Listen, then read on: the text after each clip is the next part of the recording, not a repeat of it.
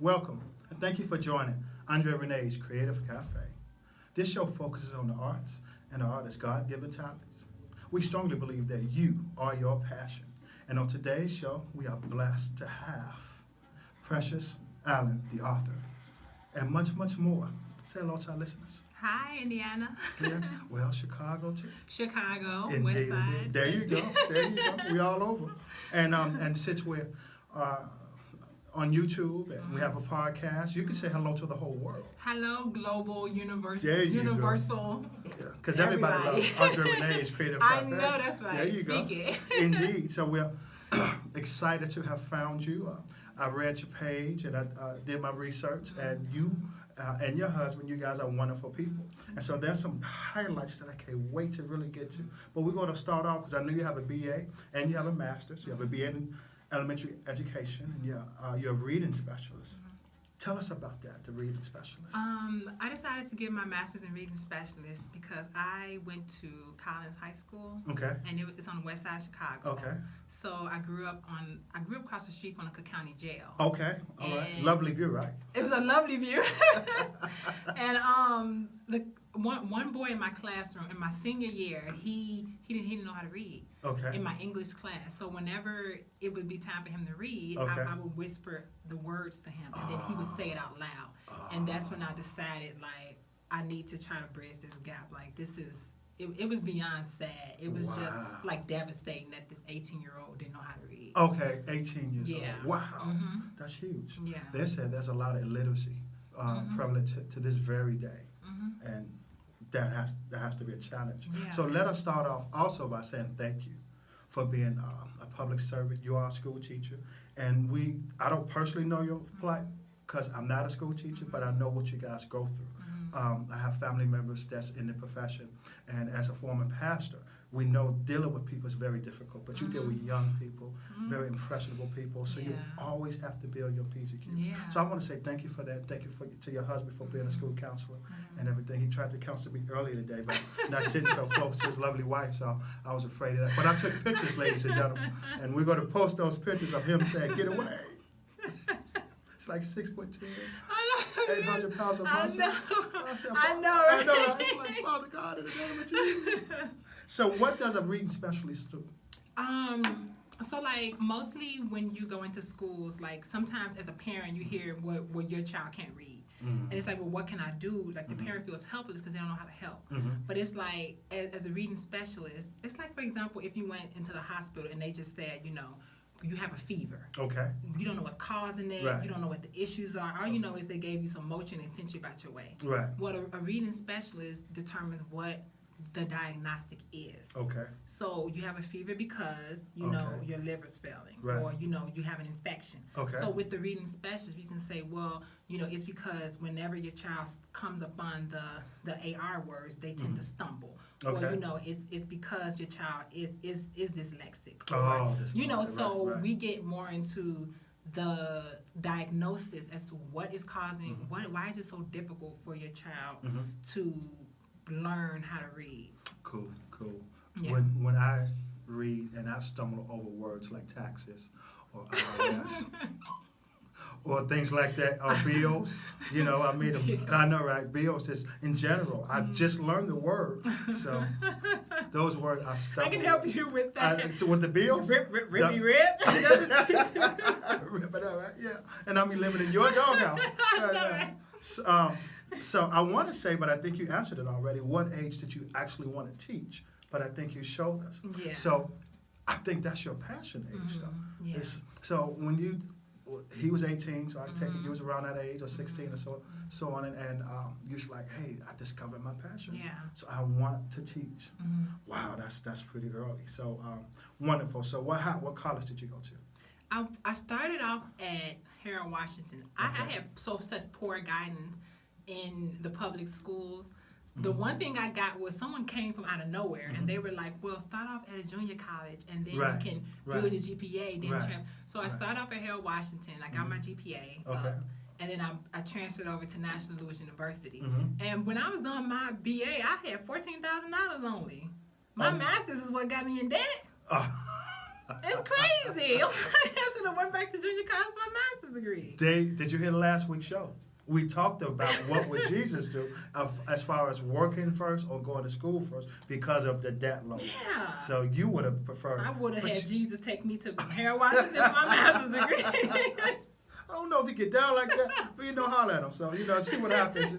Because he is all. He is everything. And when there's 2 or 3 gathered together in my name, he would touch and agree at Harold Washington Library. So now we know you wrote a book, but we're going to get to that in a little bit. We're going to take a quick commercial break, and from there we're going to talk about something that I love you guys for doing. Okay. Stay tuned, guys. Okay. And you are back with us, Precious and Andre Renee. And so we're here with a wonderful educator, humanitarian, and an author. And so we want to talk about your humanitarian work. Because you wear a lot of hats as a teacher, as an author, as a humanitarian. How can you manage all these things? One thing that I read about was like, what do you live to do? And I realized I live to teach. But like, it was like, what do you do for a living? And I teach, but what do you live to do? And the humanitarian part is what I live to do. I live to give without expecting anything back. I live to, just help people that, are just down on their luck, or, even if they're just looking for, just some type of guidance. Right. And that's just kind of like what I kind of live to do. Right. And so I started this gift campaign, GIFT, for Global Initiative for Tomorrow. And so I scout out international schools, and I found a school in Lagos, Nigeria. I saw that. And they were special needs, and they just needed just some simple things that we take for granted, like pencils, crayons. And I was in the classroom like, that crayon on the floor, you should be embarrassed. And they're like, oh, so, just like having a projector. So I did a fundraiser at my school with my different parents, stuff like that, and they brought projectors, crayons, markers, and I gathered all those materials. I donated it to the school in Nigeria, and they just started summer school last Monday, so they're excited to like use a projector and all the other stuff and markers. Someone never seen a crayon. So just like, so I'm scouting out different schools internationally, because I feel like the United States, like we have our issues, but we're not third world country. Indeed. Bad, Indeed. So I feel like we're okay. Yeah, indeed. So that really meant a lot to me, to where they don't have chairs and desks, they sit on the floor and sometimes like mud puddles. Right. So that is what I live for. So And where's the school again? It's in Lagos, Nigeria. Okay. Yeah, and like I'm trying to turn into a nonprofit. I'm trying to see how to go about, just start a ball nonprofit. I'm not trying to make money off of it. I understand. I just want it to be to where I can because the shipping was, I had to pay out of pocket. I was like, oh Lord, this is kind of heavy. Right. So I'm just looking to just be able to fund 2 different schools a year so far. And that blessing is going to be very heavy too. You know that you reap what you sow. You sow in positive seeds. The name of her initiative is GIFT, Global Initiative for Tomorrow. So you guys be on the lookout. Find that page on Facebook, like it, follow it, donate. I'm sure they can donate. Yeah. Right? Donate. Let's help you help them. And so let's get to the meat and potatoes of why you're here. Okay. Because again, our show focuses on the arts. Yes. And artists' God-given talent. Our goal is to have you to project what you do, so when the listeners have their children around, they want to be a school teacher. They saw your passion when you was helping your neighbor, and that's a wonderful thing when you have a neighbor whom you can help. You did that at such an early age and discovered your passion, and that's what we want to do. Or you could have a person who's a little older, like me. I'm just 25. And I'm 22. Holding on to it. And a few other days added to that. Probably you know how I do what I do. Forgive me. And so at the end of the day, you may find your passion later in life. Yeah. I was running a cleaning business for so long, for 18, 20 years. It's 18 or 20, right? And so I woke up one day and the children's books just, voila. It's beautiful, isn't it? And so you find your passions at different ages. That's what this show is about. We created this show So you, people like yourself, could come and say, I'm a school teacher, but I also had, which is my passion. So one of your passions is a humanitarian. So you have multiple hats. We love you for that. We told you thank you before. We want to say that twice. Thank you. Because you're a sister that's out here, and you want to promote people way across the pond so they can have books and crayons and things that they never seen before. That's a blessing. My mission statement that I derived from my pastor, if I could help someone, then my living won't be in vain. Yep. And so you're proving that as well. So it's wonderful to be in a room with wonderful, beautiful people that's doing beautiful souls, that's doing what they, that's helping people. It takes a lot to do what you do. So we appreciate that. But let's talk about this wonderful book, Love You for You. Yeah. So how did that happen? Well, my daughter, she's half Mexican, half black. Okay. And when she was 3 years old, she was playing in the park with some kids, and someone who was Caucasian didn't want my daughter playing with her daughter, so she snatched her daughter away from my daughter. What side of town was this? This is on the west side of Chicago. Oh, really? Yeah. Really? And my daughter didn't understand it, so it's hard to explain racism and prejudice to a 3-year-old. Indeed. So I wrote a poem to her titled "Love You for You," and just, it's not your fault. It's not because of the way you look. Like, love yourself for who you are. And that kind of, once I started going into school to be a teacher, I turned it from a poem into a book. Okay. And then I started kind of like a love you for you, like love you. You love yourself for who you are, whether you're tall, small, big, whatever. Right. Love yourself for who you are. And then once I started teaching, I started connecting with teachers globally. So I turned the book into like a global situation. That's like, love you for you, whether you're a Muslim, a Christian. Right. And I really feel like the message kind of turned from a poem into a globalized book. Okay. Which meant a lot to me. So, that's kind of how it started. I started from my daughter, and then I just turned it into a book. But it's been 10 years. I wrote that in 2002. It got published in 2017. Wow. Now, self-published, or you went to a publishing agency? I went to a publishing agency. So you did the query. So I'm looking to self-publish my next book. Right. It's crazy. Right. We not to give myself a plug, but it is my show. So to give myself a plug, we have seminars that's about to happen. Okay. And I'm a publishing company, so you could publish through me. I would love that. And you will be considered a published author. But we have seminars that's going to come up for people who can't afford that cost, teaching you how step by step to self-publish. Yeah, because this means a lot to me, because as a teacher, we're supposed to read so many books, and a lot of those books, like, it's about a boy and his dog. Right. A certain colored boy and his dog. Right, I get that. So it's like, one of my students, the most rowdiest ones, he was a Muslim, a black Muslim, and he almost cried because there was someone he can identify with within my book. So, I really want to bring global citizenship into the classroom. And, just accepting people no matter what culture they're from. And me being from the west side of Chicago, I didn't experience different cultures until I went to college. Because we was in the hood. Yeah. I'm from Gary, so. So I'm trying to break those barriers. Right. Yeah. You're going to love Teach Me How to Play. I promise you. Okay. That's my first I didn't get that one. You're going to love Teach Me How to Play, because it doesn't deal with what you're dealing with, but it deals with dealing with other cultures. Got it. And so you're going to really love that. So it's a wonderful thing to hear another black author talk about. Let's write books for us. When we was at the Black Women's Expo, I love that. It was a wonderful thing. But we had this one young lady who was terribly upset because 2 of my books have Caucasians in them. And she said the book shouldn't be here. Okay. I said, you kind of got it all wrong. Yeah. I'm a black author, so I want to be here. Yeah. And so sometimes we get in our own little box, and we have to we want to think outside the box. We want to promote what we can do, because a lot of people are not doing what we are doing.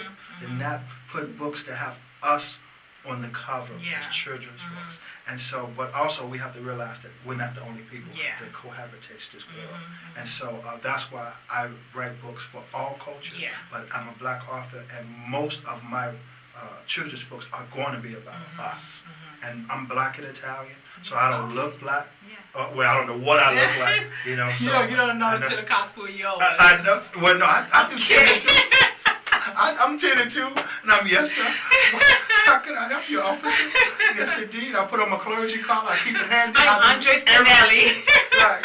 Or I was like, well, Siddiqui can't find Haluka. And he's like, oh, he's got a bomb.